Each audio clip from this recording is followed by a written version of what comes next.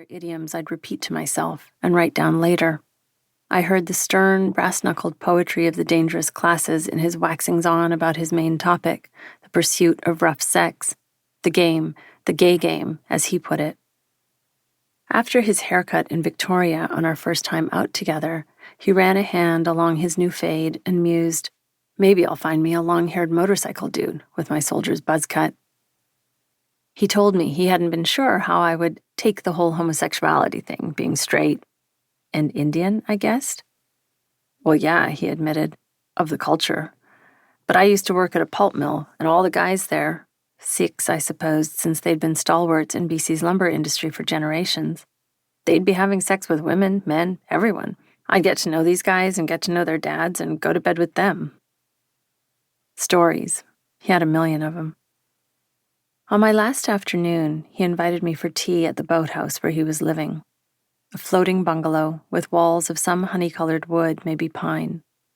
To one side, its windows showed a low black cliff like a side-hugging arm around the bay. To the front, open water. I'd recorded in my journal that week a series of seal sightings over successive dawns, and also birds. Black oystercatcher, mountain bluebird, mute swan, hairy woodpecker, belted kingfisher, and a great blue heron I saw daily from my writing desk, the tugboat's helm. Once, I took my seat to find my eyes level with its scaly feet on the pier beside me. As Phillip fixed our tea, we chatted idly about desserts. He mentioned a delicious coconut pudding he'd sampled in Cuba and never forgotten. Cuba?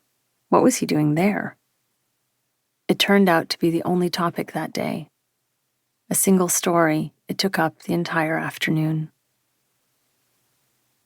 When Phillip was 11, his father, Harvey Totten, a single parent in Chilliwack, BC, placed an ad. Help wanted, 3 boys. 2 women came and left, third time was the charm. Delia Pilon, petite and sassy, with a narrow, calculating face and an air of glamour. Glossy light brown hair, blouses tied at the waist. Later, when they lived up north for a time, she liked to smoke a cigar while browsing the aisles at Safeway, just to shock the shit out of everybody, as Phillip put it. It was her way. I told everyone at school that we had a new housekeeper. It still made him dreamy to recall it. Del integrated quickly into the Totten household and into Harvey's bed. Phillip was enraptured. His mother had been in and out of hospital when he was tiny and gone back east when he was about 6.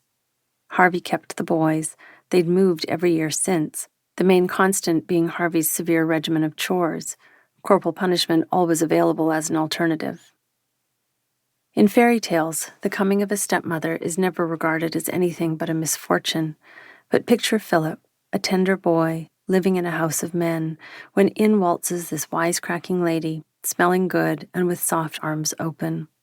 What he called the negative pressure of the years before, of all his life really, or all he could remember, he could feel it releasing. When he came home from school, he'd find Del at the kitchen table. He'd natter on about his day as she poured him a glass of milk and filed her nails, a ribbon of smoke fraying from her cigarette. And after school let out for the year, the Fraser Valley brimming with scents of mud, manure, wild rose, and yarrow. He came home one afternoon to find Del and Harvey packing the car. A holiday. They'd never taken a holiday. His eldest brother Ben, who was 18, was AWOL by then. He'd been running away from home for a few years and eventually did a stint in prison. But Phillip, his brother Rob, Del, and Harvey headed south, taking the coastal route into California. Occasionally, Harvey would pull over so he and Del could consult maps. Sometimes they would leave the car and walk into a field or send the boys out of earshot while they had mysterious, intense discussions. LA, San Diego, Tijuana. When they attempted to cross the border into Mexico, they were stopped. Del had no ID. They backed up, conferred. Del took the wheel and, as Phillip put it, stuck a 50 in her tits. He heard her speaking Spanish with the border guard, but as she extracted the money from her cleavage, the guard shook his head. They tried one last time, with Harvey tucking another $50 bill into his passport along with her.